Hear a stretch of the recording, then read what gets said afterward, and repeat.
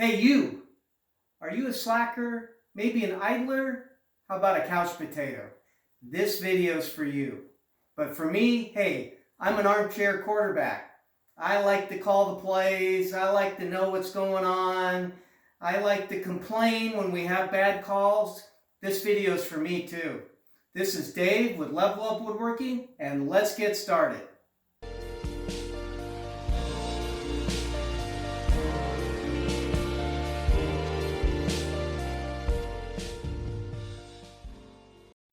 Well, here we go with this project. I've got some beautiful soft maple here. I really like this wood, and this walnut. These are probably two of my favorite woods to work with. And I'm going to rough cut these and join them and plane them. And then the soft maple is really thick, so I'm actually going to split that on the bandsaw. Once I get all that done, then I'm ready to start the project. So let's get going. I began by breaking down the wood and then planing both sides and joining the edge on my table saw. And then I split the larger piece on my bandsaw and ran that through the planer. I started cutting strips of wood now in an effort to glue them together and kind of make an interesting pattern. And then cut a slot in a couple of the ends of the tables and cut strips so that I could glue those into the slots just to give it a more decorative feature.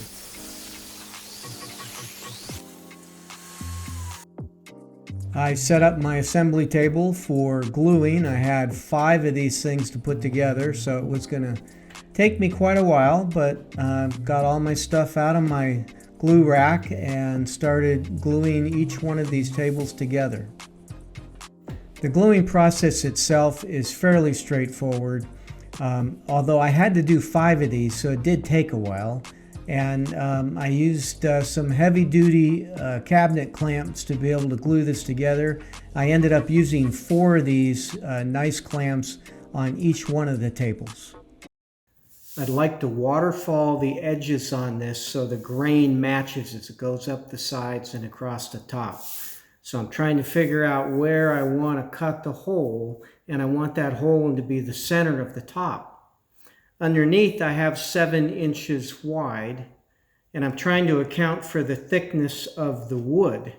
In this case it's 5/8 inches thick, so I want to make sure when I cut this it's centered on the top and it's wide enough, and when I put it together I have a 7-inch gap underneath. Hey, I just want to give a shout out to my good friend Sean at naughtywoodpecker.com. Sean does all kinds of woodworking, all the way from big bookshelves all the way down to earrings and just about everything in between. And the interesting thing is Sean uses no power tools. Everything is hand tooled, no power tools. It's amazing. Check him out, naughtywoodpecker.com. Cutting my first indentation did not go well. The jig I had built to try to guide this didn't work at all, and so I didn't even show that on camera. And as you can see, I had a little difficulty holding the piece and trying to get the right depth. I did use the stop gauge to stop the depth, and once I got the hang of it with the first one, the other ones weren't too bad. We're not going to use that. This one I have to have, and I've taken my 3-inch hole saw and I've measured this so I've got it positioned exactly where I want it. Tight fit, get that out. Then I measured the depth of the cut that I did on the drill press. Don't laugh. I know it's kind of comical, but I think it's going to work.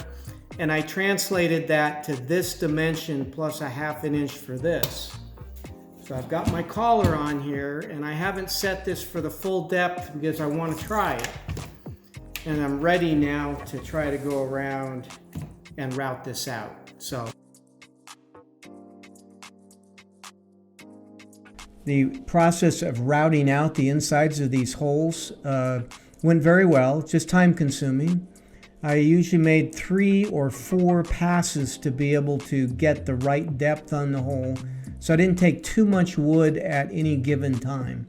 And in the end, I did have to chisel out some excess that was available in the hole, but it ended up being a perfect fit for what I wanted.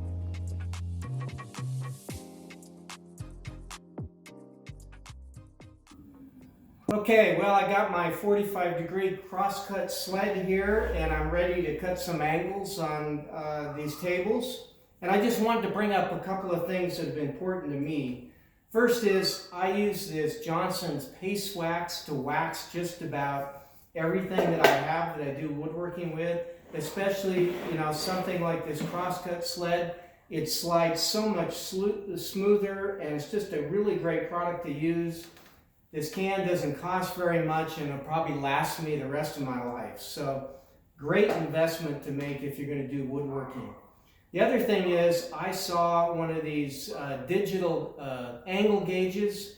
They work great. I've already set this up at a 45 degree. I'm using a job site saw, which isn't that accurate. So, having something like this to make sure your cuts are accurate when they need to be is a great thing to have. So I would highly recommend both these products. I think they're going to be very helpful in doing this particular job. Okay, I got my saw all set up with my 45, and one of the things I've done is I put a dowel on my 45-degree sled. That's for the table to slide right down on that pin that holds the cup holder. What this does for me is it ensures that the cup holder is going to end up in the center of the table when I make these cuts. So it makes it a lot easier, very consistent, fast to do, and I think it'll work real well. We'll see what happens. The first 45 I cut, there was a little gap between my 45-degree crosscut sled and the hole I put in, so I did use some playing cards to fill that gap. It works really well. I also noticed that my table saw was smoking a little bit. It had a little trouble cutting these 45s. I guess I'm going to have to take it in and get it sharpened. Haven't sharpened the blades in a while, so definitely going to need to do that.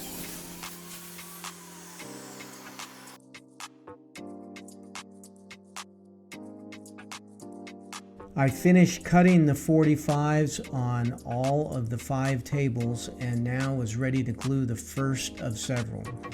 I like to use blue painter's tape on 45 degrees angles because it really holds the corners tight when you fold those angles up. And I also cut a very simple width jig to set the width so that the arms on the table stay parallel to each other when you glue it in place. And I show you here putting a couple of clamps together, but in reality, I put a lot of clamps on each one of these to hold it tight and let it set.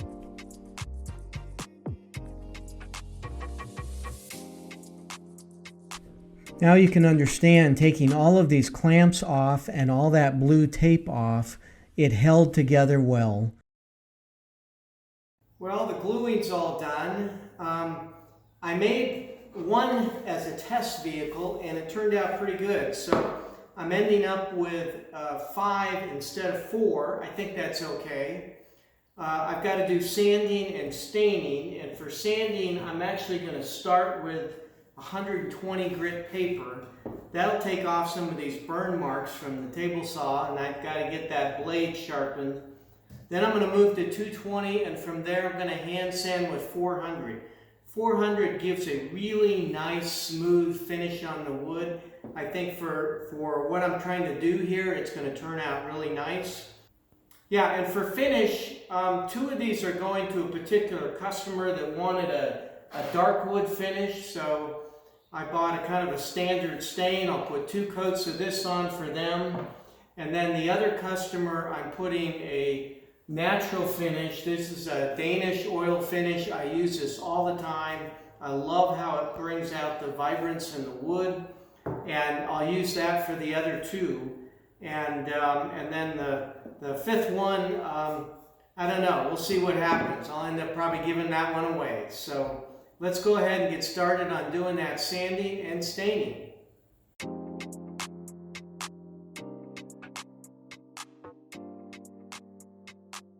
This may not be the funnest part of building a piece of furniture, but it really does bring the beauty out in these pieces.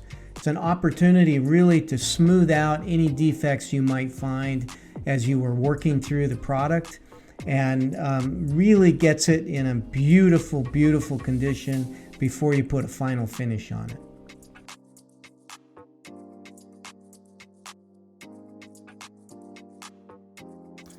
Wow, that was a lot of sanding. 3 different grits of sandpaper, but I got it done.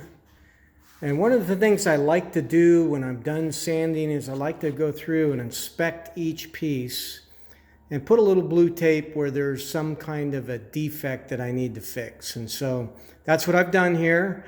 And I'm going to go through and fix those defects, and then I'll be ready to put a light sand on it and a coat of stain. This is a great way to clean up any defects you might have in your pieces.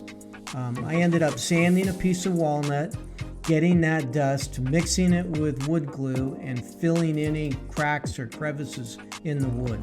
The one mistake I made on a couple pieces here is I didn't clean off all the excess.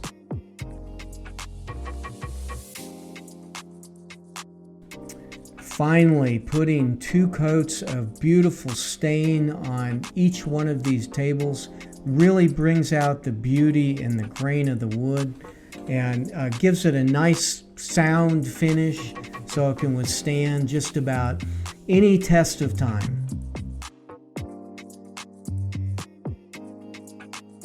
All right, well, hey, after 2 days of letting the oils and stain dry, it's done. I've got 5 of these now. I only planned on building 4. Fits right on the couch. Very nice fit. I love the insert with the rubber fitting for your cup. And there's room to put a phone if you want, or your remote control, whatever you want. Yeah, and obviously on this couch I can put it just about anywhere I want. Very happy with that. This is the lighter version with the oil stain, and it really brings out the grain in the wood. And if you come in and take a little bit closer look, you can see the walnut inlays that I've done on the back side, and you can see the waterfall edge there. And maybe on this side you might even be able to see that waterfall edge a little bit better of how the grain wraps around the top and down the side. And I got a nice 45-degree finish on there, which I think really looks good and gives it a nice sharp look. Now, the thing about the flexibility of this very simple design is you could make any kind of a cutting board design that you want, waterfall the edges, and make it into a couch table, which could be, endless possibilities of how you want it to look.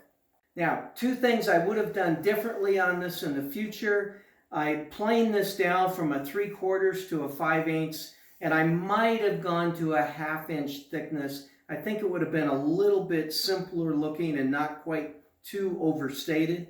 The other thing is I tried to keep these lengths different because I didn't want to have to make them exact, but actually I could have cut them after I glued it together and would have made both the lengths the same. So those are probably 2 things I would have done differently. Hey, and if you like what you saw today, please subscribe to my channel. And if you want to see some of my other videos, there'll be some links in the description below.